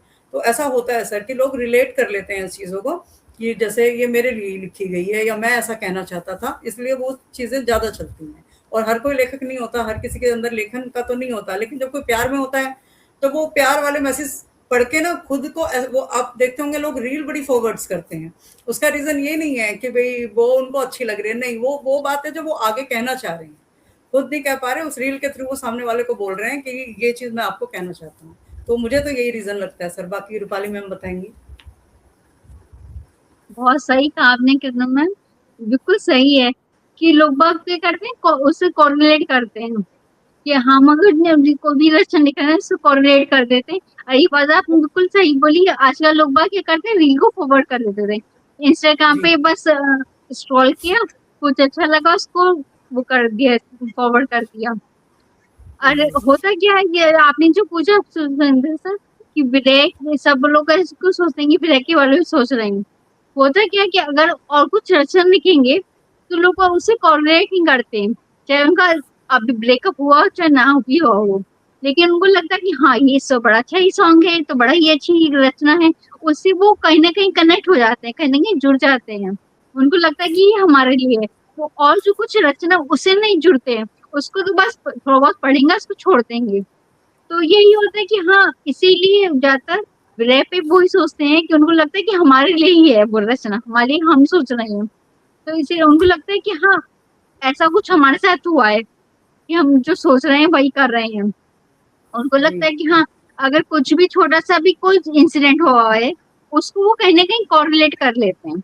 उनको लगता है कि हाँ, ये चीज हमारे साथ भी हुई थी, ऐसी कुछ ना कुछ हमारे साथ भी ऐसा घटित हुआ था। इसलिए उनको वो रचनाएं और ज्यादा अच्छी लगती हैं, कि गाने हो गए या कुछ भी हो गया। आजकल बहुत सारे गाने क्या होता है ना, इंस्टाग्राम मैंने अक्सर देखा है, इंस्टाग्राम पे अक्सर क्या होता है कि छोटे छोटे से आप कुछ लिखेंगे, कोटेशन लिख रहे हैं, पर उसमें गाने डालते हैं विजय के, तो वो इसलिए डाले क्यों जाते हैं वो, कि गानों के चक्कर में हमारे कोटेशन को सुना जाए। क्योंकि जी, लोग बाग भी होते हैं गाने सुनते रहते हैं, कोटेशन पढ़ लेंगे कि हाँ चलो साथ साथ उसको भी कर लेते हैं। तो उनको लगता है कि हमारे दो काम एक साथ हो रहे हैं, तो इसलिए उनको लगता है कि हाँ कि जो आज की जनरेशन है या फिर पुरानी जनरेशन है, उनको ऐसा लगता है कि हमसे ही जुड़ा हुआ है। लेकिन अगर सच्चाई यही है कि चाहे वो किसी भी ढंग से हो, चाहे वो किसी भी उसमें हो, लेकिन उनको लगता है कि हाँ मैं जुड़ गया हूँ उससे। जी, बहुत सही जो कहा। इसको अभी आध्यात्म से जुड़े हुए होते हैं, वो उस चीज को अच्छा मानते हैं। जैसे कुछ भी कि आप किसी भी चीज को बोलेंगे, जो आत्मा से जुड़े हुए हैं, वो उसको उनको वो अच्छा लगता है सुनना, वो करना अच्छा लगेगा। तो वही चीज है, जब जो चीज जिसको जो चीज अच्छी लगती है, वही उसी चीज से जुड़ता है। जी, सही बात बोला आपने दोनों लोगों ने। अभी किरण जी ने जिक्र किया, हमारे समाज में ये हम लोग कई बार सोचते हैं कौन नाम ले, लेकिन जिनका जिक्र उन्होंने किया वो मोरारी बापू हैं। और यदि मैं गलत नहीं हूँ तो मोरारी बापू हैं जिन्होंने अपनी पत्नी नर्मदा बेन के देहांत के बाद 3 या 4 दिन बाद एक कथा थी और उसमें अगर भाग उसको लिया। बहुत अगर भी उसको डिफरेंट वे में सोचा जाए, sir sorry to interrupt you, उसको अगर थोड़ा सा अलग वे में सोचा जाए, तो वो जो उनके अंदर वियोग था, उसको वो अपने दूसरों के उसको अपने ना डूब के उसको दूसरे के सामने बोल रहे थे, उससे उभर रहे थे, निकल रहे थे। ये दर्शान नहीं रहे थे कि वो अंदर से किसी कितने टूटे हुए हैं, कितने बिखरे हुए हैं। क्योंकि होता क्या है ना, समाज वो चीज को देख नहीं आएगा, वो 2-4 दिन आ जाएगा आपके पास कि हाँ परेशान हो, लेकिन कुछ दिन बाद वही समाज आपको बोलने लगेगा ये बस परेशान ही रहता है। इसीलिए उन्होंने सोचा कि हाँ अगर उसको दूसरी वे में सोचा जाए, तो उन्होंने ये सोचा कि ठीक है, समाज में कुछ सोचना है मुझे, जो दुख है मेरा खुद है, तो मुझे अपने दुख को उभरना है, मुझे कैसे निकालना उससे बाहर। हो अब आप सकता है बोलिए सही सर। है। नहीं, नहीं, सही है। लेकिन इसमें समस्या इस बात की नहीं है कि वो क्या साधन व्यक्ति अपना रहा है, लेकिन दिक्कत ये है कि जिस हिंदू धर्म को हम मानते हैं, उसमें सूतक काल मनाया जाता है जी, और उस समय ऐसे मतलब कार्य नहीं किए जाते हैं। कहने के लिए मतलब ऐसा है कि उनका ऐसा कार्य नहीं किया जाता है। तो उसकी वजह से मतलब भी माना जाए तो नहीं करना चाहिए था ऐसा। और उन्होंने मतलब ठीक है, वो दाह संस्कार नहीं हुआ था, उनको शायद भू समाधि या फिर कुछ ऐसा कार्य किया गया था। और सर मैं उसके पहले वो जाकर वाराणसी के जो काशी विश्वनाथ मंदिर है, वहाँ पर जाकर पूजा अर्चना भी की थी, वो राम कथा करने से पहले। ठीक है, व्यक्तिगत हो सकता है, लेकिन जब हम किसी ऐसे आध्यात्मिक पद पर होते हैं, तो हमको ये आचरण भी सिद्ध करना होता है। देखिए, 2 हैं हिंदू धर्म में, चूँकि मैं ऐसे परिवार से आता हूँ जहाँ पर पौरोहित्य का कार्य होता है, तो मुझे पता है। मतलब जब किसी का देहांत हो जाता है, तो उस समय कोई जो व्यक्ति दाह संस्कार करता है, वो व्यक्ति मतलब किसी धार्मिक कार्य में शामिल नहीं हो सकता है। जी, उस समय एक मतलब गरुड़ पुराण शायद है, मैं अगर ठीक से जी, याद कर जी, पा रहा हूँ। जी, 14 दिन के लिए केवल गरुड़ गरुड़ पुराण पुराण है। का ही पाठ वो व्यक्ति स्वयं कर सकता है, या जी, फिर उसको गरुड़ पुराण का करके सुनाया जा सकता है। जी, दूसरा, जी, कोई भी धार्मिक ग्रंथ, यद्यपि लोग त्रिकाल संध्या करते हैं, जो इतने बड़े पंडित रहते हैं, वो भी वो सारा जी, कार्य उन 10 दिनों तक बंद कर देते हैं, जब जी, तक जी, वो मतलब शुद्ध कार्य नहीं पूरा हो जाता। तो ये सब चीजें जी, होती हैं समाज को बनाने के लिए, जो जो इस पद पर उनको करना चाहिए। फिलहाल व्यक्ति की अपनी स्वतंत्रता है, लेकिन नहीं सर, जो उच्चतम पदों पर हैं उनको इन चीजों का ध्यान थोड़ा रखना चाहिए। और किरण जी का जो कंसर्न था वो वैयक्तिक था कि यदि आप किसी के साथ पूरी जिंदगी बिता रहे हैं, तो कुछ दिन के लिए कम से कम उसके लिए ही अपने जो बाकी के कार्य हैं उसको रोक सकते हैं।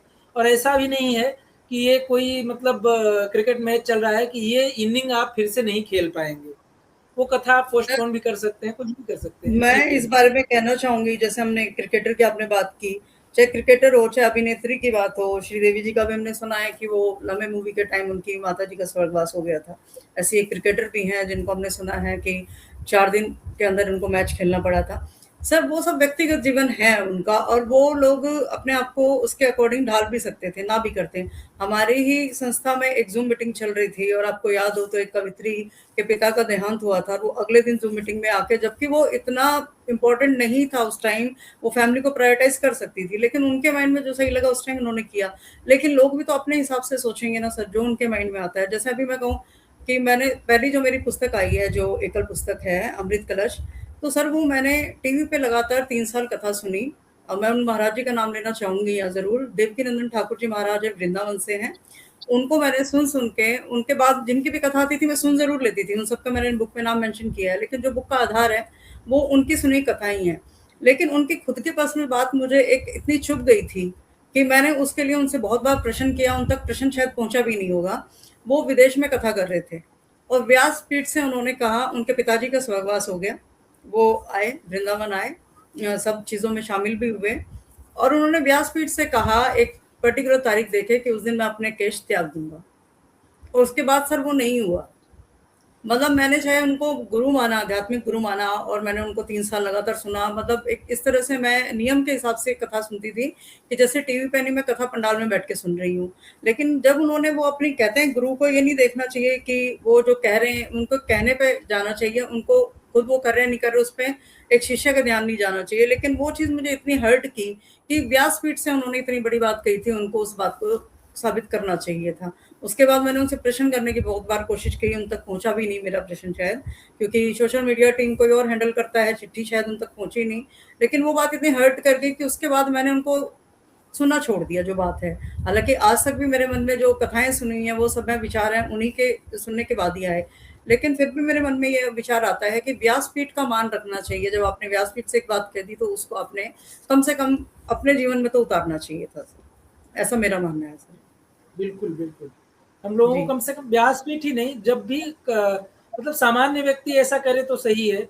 मतलब वो अपने तर्क दे सकता है कि क्यों मैंने अपनी बात को भुला दिया। कोई नेता कहता है तो हम लोग मान कर चलते हैं कि वो तो मतलब बस यूँ ही बोल रहा है। लेकिन ऐसे जिम्मेदार व्यक्ति जब कुछ बोलते हैं तो हम लोगों को ऐसा लगता है कि वो अपनी बात पर खरे उतरेंगे और अपनी बात सही बोलेंगे। लेकिन ठीक है, हर व्यक्ति का अपना, भारत में स्वतंत्रता है और संविधान आज़ादी देता है, तो लोग जो समझ में आता है वो कर, और उनको कुछ हम बोल भी नहीं सकते हैं। मेरा अगला प्रश्न है कि आपके जो रचनाएं रहती हैं वो किस तरीके से युवा पीढ़ी तक पहुंचती हैं, और किस तरीके से आप अपनी रचनाओं को युवा पीढ़ी तक पहुंचाने का प्रयत्न करती हैं? सर मैं, जैसे मैंने बताया कि विरह पे भी लिखी हैं और श्रृंगार रस पे भी लिखी हैं, तो युवा पीढ़ी में एक वो भाव जो होता है ना वो ज़्यादा होता है कि या तो रिसेंटली किसी का लव बॉन्डिंग हुई होती है या तो किसी का ब्रेकअप होता है, तो वो बहुत जल्दी कनेक्ट कर जाते हैं। दोनों टॉपिक ऐसे हैं कि वो बहुत जल्दी कनेक्ट कर जाते हैं। तो जो मेरी शायरी है वो कोट है सर, 2-2 हज़ार व्यू आए हैं मेरे उन पर, और जनरली मैं अपनी पोएम डालती हूँ उस पर 200 से ज़्यादा कभी व्यू नहीं आए हैं। तो मतलब ऐसा मैंने नोटिस किया है, जो यंगस्टर हैं वो मोस्टली इसी भाव में डूबे हुए हैं। मतलब या तो आप कह सकते हैं जो मतलब इस टाइम वही हार्मोन्स ज़्यादा उनके मतलब एक्टिव हैं, तो उसकी वजह से सर कनेक्ट कर जाते हैं सर, मुझे ऐसा लगता है। अगला प्रश्न आपसे ये है कि आपके जीवन पर या आपके लेखनी पर किन साहित्यिक हस्तियों या कवियों या रचनाकारों का ज़्यादा प्रभाव पड़ा है, जिससे प्रभावित होकर आपने लिखना और अच्छा करने का प्रयास करना प्रारंभ किया? जी, मैं आपको एक बात सर मन से ये कहना चाहूँगी कि मैं बहुत ज़्यादा पढ़ती नहीं हूँ, और ये मुझे अपने अंदर माइनस चीज़ लगती है, क्योंकि रीज़न ये हुआ है कि जब से मैंने लिखना शुरू किया है, मैं जो भी पढ़ती हूँ वो मेरे अगले किसी भी आर्टिकल या कविता में झलकने लगता है। तो मुझे ऐसा लगता है अगर मैं किसी को ज़्यादा पढ़ूँगी और मैं लिखूँगी तो लोग फिर वो बोलेंगे कि आपने किसी का देख के लिखा है या कॉपी करके लिखा है। तो इसलिए मैं इस चीज़ से बचती हूँ थोड़ा-सा। लेकिन जो मुझे प्रभावित किया वो ये था कि डॉक्टर कुमार विश्वास जी हैं, अब आज के युग में उन्हीं को सबसे बड़ा लेखक माना भी जा रहा है, कवि माना जा रहा है। तो सर उनकी एक 20 साल पहले एफएम पे हमने एक रचना सुनी थी, कोई दीवाना कहता है, कोई पागल समझता है। तो सर वो रचना ऐसी थी कि जब वो सुना रहे थे ना, तो अगली लाइन पे मैं जुगलबंदी कर रही थी और मेरे हस्बैंड ड्राइव कर रहे थे और उन्होंने बोला तुमने पहले सुनी हुई है? तो मैंने बोला नहीं सुनी नहीं हुई, लेकिन मेरे को मतलब कि आ रहा है समझ कि रैमिक कैसे जानी चाहिए लाइन्स। तो वो चीज़ मुझे इतनी कनेक्ट हुई थी। उसके बाद जब मैंने लिखना शुरू किया तो मैंने वापस वो रचना सुनी, उसको समझा। बल्कि जब से लिख रही हूँ मुझे 90s के गीत इतने मतलब डीपली इन लिरिक्स लग रहे हैं, मतलब लिरिक्स पे ध्यान जाता है मेरा, पिक्चराइजेशन पे नहीं जा रहा जब से मैंने लिखना शुरू किया ऐसा। ये थोड़ा ज़्यादा ध्यान जा रहा है अभी मेरा। तो मेरे को कहीं न कहीं जो प्रभावित करते हैं, वो डॉक्टर कुमार विश्वास जी करते हैं और उनकी कोई भी लिखी हुई चीज़ मुझे बहुत जल्दी कनेक्ट होती है। हालाँकि मैं उस बात पे नहीं जाना चाहूँगी कि वो आज क्या टिप्पणी कर रहे हैं या किसके बारे में क्या बोल रहे हैं। जैसे अभी उन्होंने बोला कॉकरोच और हिट का एक मामला आया था जिसके लिए उनकी निंदा भी हुई है, कि उन्होंने बोला अगर कॉकरोच आते हैं तो हिट भी बनाएँ उनको हटाने के लिए। तो मैं उस चीज़ पे मैं उनका समर्थन नहीं करूँगी, लेकिन फिर भी मैं ये कहूँगी कि गलत के खिलाफ आवाज़ उठानी चाहिए। जब आप ऐसे पद पे हैं, जब आपकी बात लोग सुनते हैं, तब आपको ज़रूर एक ऐसी मतलब कोई ना कोई ऐसा आपको कदम उठाना चाहिए जिससे लोग प्रभावित हों और लोगों को लाभ भी मिले आपके इस पद पे होने का, क्योंकि कहीं न कहीं समाज के प्रति भी आपकी एक दायित्व बनता है, क्योंकि जो आपको मिला है वो समाज से ही मिला है। आप अपनी आलोचनाओं को किस तरीके से देखती हैं? कोई यदि आपकी आलोचना करता है या फिर लेखन के बारे में कोई प्रश्न उठाता है, तो उसके बारे में आप क्या कहना चाहती हैं? जी, मेरी पहली आलोचना एक हुई थी, ये इनका सर्टिफ़िकेट पीछे लगा हुआ है, चित्रगुप्त क्रिएशन करके हैं। जी, तो पहली बार इन्होंने मेरी रचना को बोला था मैम ने कि ये रचना नहीं लग रही है, ये एक पैराग्राफ लग रहा है। तो ये मेरी पहली बार आलोचना हुई थी लेखन में, वरना उससे पहले जहाँ रचना भेज दो सब छापे जा रहे थे। तो वहाँ से मैंने रुक के सोचा कि क्या मेरे को इस दौड़ में शामिल होना है कि मेरी इतनी रचना हो गई है, या सुधार करके लिखना है। तो मैंने उनको बोला कि आपने मुझसे सुबह रचना माँगी और मैंने भी फटाफट छप जाए इस चक्कर में लिख के दे दी, तो मैं वापस आपको ये लिख के देती हूँ। तो उन्होंने कहा ठीक है, तो मैंने कहा नहीं, लेकिन अब मैं इसी विषय पे दोबारा नहीं लिखूँगी, लेकिन अगली बार आपको ऐसी रचना दूँगी जिसमें आपको ये कहना नहीं पड़ेगा कि ये थोड़ा आपने दिल से नहीं लिखी या रचना नहीं लग रही है। उसके बाद मेरी एक सावन में भोले नाथ पे कोई रचना लिखनी थी। वो मेरी इतनी पसंद आई कि उसको फिर मैंने भजन के रूप में गवाया भी और यूट्यूब पर आप उसको सुन भी सकते हैं। भोले जी हाँ, मैंने सुना है वो रचना। बहुत जी, जी, शानदार तरीके से गाया भी गया है और लिखा भी बहुत अच्छा है। जी। जी सर। बाकी मेरा तो बहुत आध्यात्मिक अच्छा ध्यान रहा। थोड़ा रहता है, तो मैं कुछ ना कुछ, जैसे अभी जन्माष्टमी या ये अपना शिवरात्रि आई या अभी रामनवमी आई, तो मैं बल्कि सीता नवमी पे भी मैंने लिखा था। तो वो वाली चीज़ है कि मैं मतलब थोड़ा लिखती रहती हूँ धार्मिक रचनाएँ भी सर। उसी के लिए मेरा और अभी जो जी, भाव निकुंज आया अध्यात्म भी। से जो अध्यात्म से आपका जुड़ाव है, जी, उसके पीछे का रहस्य क्या है? क्योंकि कई बार लोग सोचते हैं कि एक उम्र के पड़ाव पर आकर लोग अध्यात्म से जुड़ना शुरू करते हैं और जैसा कि जी, आपने उम्र अपनी बताई, तो जी, अभी ऐसा था नहीं, लेकिन वो जो अध्यात्म है वो कभी किसी उम्र का मोहताज नहीं होता। अध्यात्म से जुड़ना एक अच्छी पहल है और वो हमारे जीवन को बदलती है। तो जी अध्यात्म से सर। जुड़ने के पीछे का रहस्य क्या है और इतने आध्यात्मिक होने के पीछे का कारण क्या है? सर उसके लिए मैं क्रेडिट अपने मम्मी-डैडी को देना चाहूँगी सबसे पहले तो, क्योंकि मैंने बचपन में घर में इतना पूजा-पाठ देखा कि हम लोग बाय कास्ट यादव हैं, लेकिन जो हमारे घर पूजा-पाठ होती थी, अगर कोई देखे सुने तो सोचें कि ये पंडितों का घर है। इतनी पूजा हमारे घर में होती थी कि सुबह सब एक जल लोटा लेके जा रहे हैं और शिवलिंग पे ज़रूर चढ़ा रहे हैं। या हम मतलब पंडित को बुलाए बिना हम लोग हवन करते थे सर घर में। मतलब मेरे डैडी और मतलब हम बच्चों को बैठा के एक-एक आहुति दिवाते थे कि एक हनुमान चालीसा पढ़ी तो एक आहुति, एक बजरंग बाण पढ़ा तो एक आहुति। तो ये बचपन से मैंने घर में पूजा-पाठ देखा था। और सर कुछ ऐसा हुआ कि 32 साल की एज में मेरे साथ एक ऐसी घटना घटी थी कि 7th मंथ मिसकैरेज हो गया था सर मेरा। तो उस टाइम मैं इतनी ज़्यादा मतलब डिप्रेस हो गई थी कि 2-3 महीने के लिए मुझे सूझ नहीं थी कि मैं कहाँ हूँ, क्या कर रही हूँ। तो अचानक मैंने टीवी पे राम कथा कहते हुए सुना देवकीनंदन ठाकुर जी को, और उसके बाद मैंने उनसे वो चौपाइयाँ कनेक्ट करी कि उस टाइम फर्स्ट टाइम था कि मैंने रामायण पढ़ा था खुद से। तो जो चौपाइयाँ जिस हिसाब से वो गा रहे थे, तो मुझे उससे इतना कनेक्शन फ़ील हुआ कि मैं उस टाइम उनमें इतना डीपली चली गई कि मैंने जैसे बताया 2.5 से 3 साल लगातार टीवी पे कोई उनकी कथा नहीं छोड़ी। उनके अलावा भी कुछ और ऐसे मतलब धार्मिक गुरु थे जो कथा करते थे। तो वहाँ से मेरा इंटरेस्ट बहुत ज़्यादा बन गया। फिर मुझे लगा कि वो एक श्रोता के तरह मैं लिख भी सकती हूँ। तो मैंने वो जो अभी छपी है पुस्तक, वो मैंने 10 साल पहले लिख के रखी हुई थी सर। अभी सिर्फ़ वो एक पब्लिश हुई है, लेकिन मैंने हाथ से लिख के डायरी में पूरी वो लिखी हुई थी 10 साल पहले सर। तो मैं तब से जुड़ी हुई हूँ और थोड़ा बचपन से भी अटैचमेंट रही थी, तो इसलिए सर थोड़ा ज़्यादा कनेक्ट कर पाती हूँ मैं धार्मिक चीज़ें। जी सर। जी, बहुत शानदार। अब हम लगभग रहे हैं। आपका आने वाले जो नए लेखक हैं, जो लेखिकाएँ हैं, उनके लिए क्या संदेश रहेगा? कि उनको क्या ध्यान देना चाहिए, जो आपको समझ में आया हो 2-4 साल लिखने के बाद में, वो जी। अनुभव उनके कैसे काम आ सकता है? उनके लिए आपको क्या कहना है? जी सर, मैं अभी रिसेंटली ऐसे कुछ लेखकों के संपर्क में आई हूँ जिनकी एज तो मेरे से भी ज़्यादा थी, लेकिन लिखना उन्होंने अभी शुरू किया। और मैं बिल्कुल यंग बच्चों से भी 1-2 से बहुत प्रभावित हूँ जिनकी उम्र अभी 17-18 भी नहीं है, और वो तो पब्लिशन में भी आ चुके हैं कि भी खुद बुक भी पब्लिश कर रहे हैं। वो इतने ओवर एक्टिव भी हैं कि मुझे डाउट हुआ कि वो इतना गहरा कैसे लिख पा रहे हैं। तो मुझे मतलब पर्सनली मेरी बात हुई, एक अभी लड़की हैं, एक बेगूसराय से शायद हैं वो, बिहार से। तो मैं बहुत प्रभावित थी, तो मैंने उनसे स्पेशली फ़ोटो माँगा कि आप अपनी फ़ोटो दिखाइए, क्योंकि मुझे यकीन नहीं हो रहा था कि 17 साल की लड़की इतना गहरा लिख सकती है। तो ऐसा हुआ है सर। तो एक जो नेचुरल है सबके अंदर लिखने का, अगर कोई मन से लिख रहा है ना सर, तो उसमें उम्र मतलब बीच में नहीं आती है। लेकिन मैं मतलब जो देख रही हूँ ना, आजकल टेक्नोलॉजी बेस्ड चीज़ें ज़्यादा हो रही हैं। अगर आपने एक टॉपिक दिया, उस पे वो तुरंत सर्च करते हैं और उसको किसी तरह कनेक्ट करके लिख देते हैं। जो मैंने ये भी चीज़ नोटिस की है सर। हालाँकि ठीक नहीं है, नहीं होना चाहिए। अभी कुछ दिन पहले हमने एक पुस्तक की थी काव्य प्रहरी करके, कि काव्य को किस प्रकार बचाया जाए। किस प्रकार मतलब छल से लिखा गया साहित्य, ना सच ना साहित्य करके भी उसमें मैंने रचना दी थी। तो सर जितना हो सके नेचुरली लिखेंगे तो आगे बढ़ पाएँगे। जिसको कहते हैं ना, जितना डाउन टू अर्थ रह के चला जाएगा, उतना ही जीवन में आगे बढ़ा जा सकता है सर।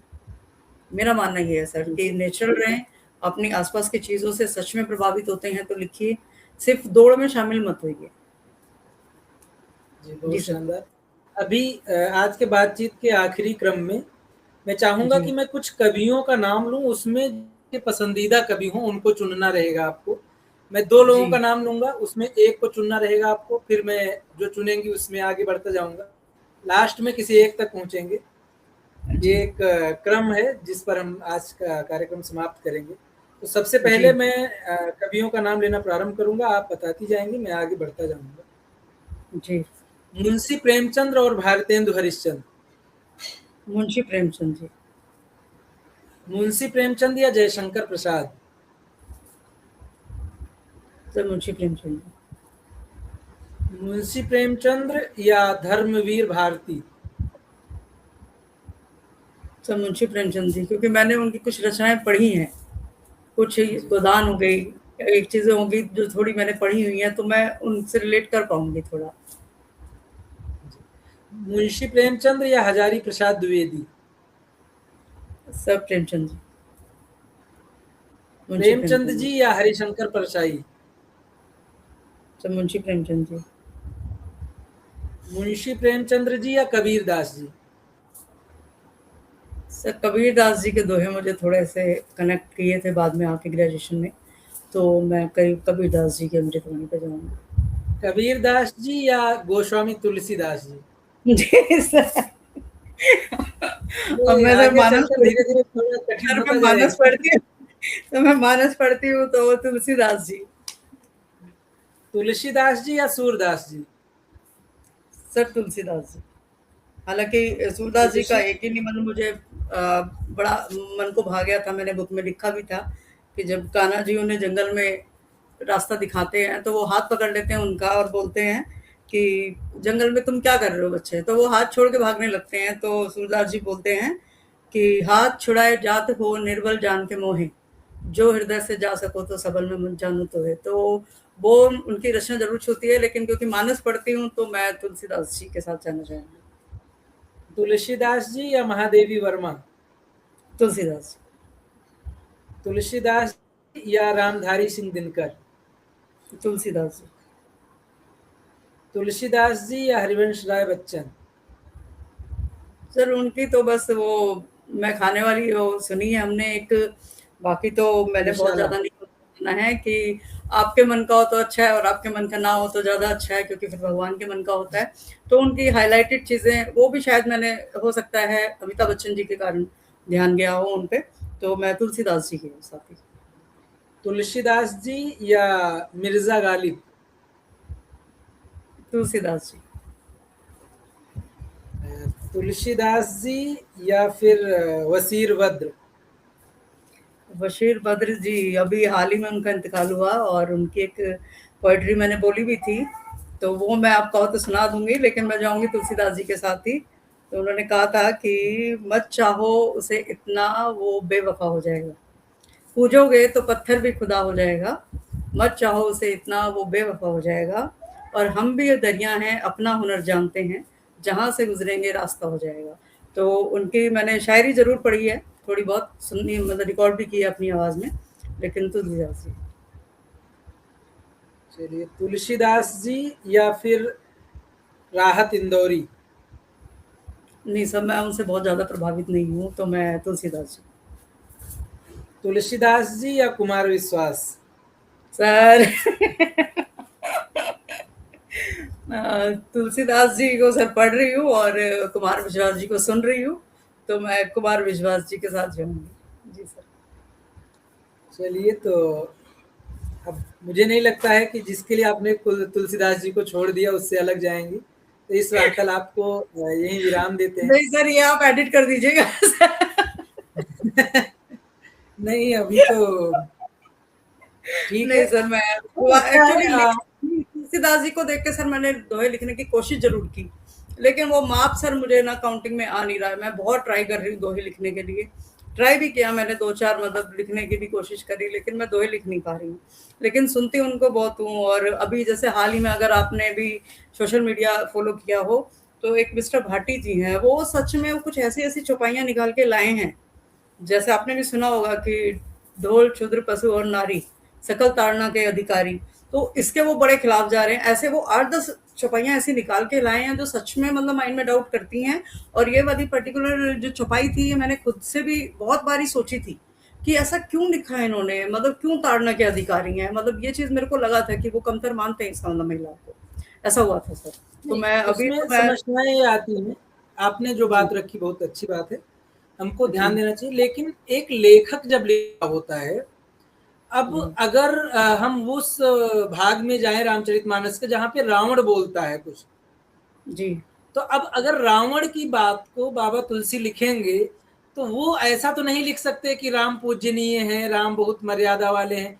तो जब जी, रावण की भाषा निकलेगी कलम से, तो कही जाएगी कि तुलसीदास जी ने लिखा है। जी, लेकिन ये जो भाग है, ये रामचरितमानस में कि ढोल गंवार शूद्र पशु नारी, सकल ताड़ना के अधिकारी, जी, ये भाग जो है वो किसके लिए लिखा गया है वो भी देखना चाहिए, और कौन बोल रहा है। ये तुलसीदास जी ने किसी दूसरे पात्र की वजह से लिखा है, और उसका कारण वो नहीं है। क्योंकि जब ऐसे अभी जी, अभी मान लीजिए कि हम जो अभी समाज में घटनाएं घटित हो रही है उस पर हम कोई चीज लिखते हैं, 20 साल के जी, बाद में लोगों को घटनाएं याद नहीं रहेंगी। जी, जी, याद क्या रहेगा कि जो लिखा है लिखा ये, किसने है। जी, सही कहा तो आपने। ये चीजें होती हैं। बाकी मतलब लोग राजनीति की वजह से आगे लेके आते हैं, और जो भाटी जी हैं, राजकुमार भाटी जी, वो तो जी, सपा के प्रवक्ता हैं। उन्होंने तो अभी एक किसी कार्यक्रम में इतना अच्छा अच्छा शब्द बोला, मतलब उन्होंने किसी जाति को नहीं छोड़ा। नहीं सर, अब कुमार विश्वास जी की बात हुई है तो मैं उनकी ये 4 लाइन तो ज़रूर सुनाना चाहूँगी सर, जी। जो अभी बहुत कनेक्ट की मुझे, और मैंने अपने हस्बैंड को भी भेजी थी। तुझी बोलिए। से और जो शाम हो जाना, तुझी से भोर हो जाना, तुझी से शाम हो जाना, तुझी से भोर हो जाना, तेरी खामोशियों से जिंदगी में शोर हो जाना, तेरी ताकत है मेरे इश्क को कमजोर कर देना, तेरी ताकत है मेरे इश्क को कमजोर कर देना, मेरी ताकत है तेरे सामने कमजोर हो जाना, मेरी ताकत है तेरे सामने कमजोर हो जाना। बाकी सर ये पब्लिकली बोल चुके हैं कुमार विश्वास जी कि अब ये कोई दीवाना कहता है मेरी रचना नहीं है, ये सबकी रचना हो चुकी है। और मैं सुनती भी रहती हूँ, लोग अपनी अपनी लाइन्स इसमें ऐड करते रहते हैं। इवन खुद कुमार विश्वास जी ऐड किए जा रहे हैं उसमें, कितनी पैरे नए ऐड हो गए हैं। तो जी आप पूछिए अगला प्रश्न। बहुत शानदार। और जो आपने ढोल गंवार शूद्र पशुनारी वाली बात है, इसमें मैंने अभी निकाला, दिमाग में याद नहीं आ रहा था एग्जैक्टली। बात समुद्र ने कहा था जी, जब भगवान राम मतलब प्रार्थना कर रहे थे, जी तो समुद्र ने सामने आकर कहा था कि मतलब ढोल गंवार शूद्र पशुनारी सकल ताड़ना के अधिकारी, जिसमें मतलब कुछ लोग जो अपने तरीके से देखते हैं तो ताड़ना का मतलब पीटना होता है, ताड़ना का मतलब देखना भी होता है। हम लोग, आप तो दिल्ली से हैं, वहां पे लोग बोलते भी है क्या ताड़ रहे हो, कब से ताड़ रहे हो। तो अलग अलग अर्थ होता है। अब जो व्यक्ति लिख चुका है वो तो है नहीं कि उसने क्या संदर्भ लिया। जैसे बिहारी जी हैं, उन्होंने जो दोहे लिखे उसके हजारों अर्थ लोग निकाल रहे हैं। तो ऐसी चीजें होती हैं, तो हमको उस पे नहीं जाना चाहिए। काफी अच्छी बात कही सर, मुझे भी डाउट था, काफी क्लियर हो गया अभी आपकी ये बात सुन के। ये वो वाली बात होगी सर, थोड़ा पॉलिटिक्स वाली बात हो जाएगी, आलू और सोना वाली बात हो गई कि आज तक हम सोच रहे हैं कि किसने कहा था और सच कहा किसने था, वो अब हमारे सामने है। थोड़ा डीप अगर स्टडीज करें बस वही कि कहा किसी और ने, उसको बता जो रहा था उस बात को प्रचारित कर दिया गया और लोग उसको पप्पू पप्पू बोलते घूम रहे हैं कि भाई ये तो देखो, ये तो आलू बना रहे हैं। तो ऐसे ही होता है। और सच्चाई कहने की हिम्मत ना मीडिया में है और ना तथाकथित जो आज के संत समाज हैं, जो वो भी राजनीति से प्रेरित हैं, वो सामने आकर बातों को ठीक से रखें तो लोगों तक पहुंचेंगी। फिलहाल ये अलग विषय पर हम जा रहे हैं। बहुत शानदार रहा आज आपसे बात करना और बहुत अच्छे तरीके से आज का कार्यक्रम रहा। बहुत बहुत आभार, धन्यवाद। जय हिंद, जय भारत। तो आज का ये कार्यक्रम कवियत्री किरण बाला जी जो दिल्ली से थी, नई दिल्ली से हैं, उनके साथ मेरा बहुत शानदार तरीके से रहा और हमने बात किया उनके जीवन पर, उनके विचारों को जाना। आप सभी लोग ऐसे और वीडियोस देखने के लिए, कार्यक्रमों से जुड़ने के लिए या ऐसे कार्यक्रम में अपनी प्रस्तुतियां देने के लिए, अपने विचारों को साझा करने के लिए सत्य साहित्यिक गंगा से जुड़ सकते हैं। आप मैसेज कर सकते हैं कमेंट में जाके कि हमें इस कार्यक्रम से जुड़ना है, आपसे संपर्क किया जाएगा। धन्यवाद। जय हिंद। धन्यवाद।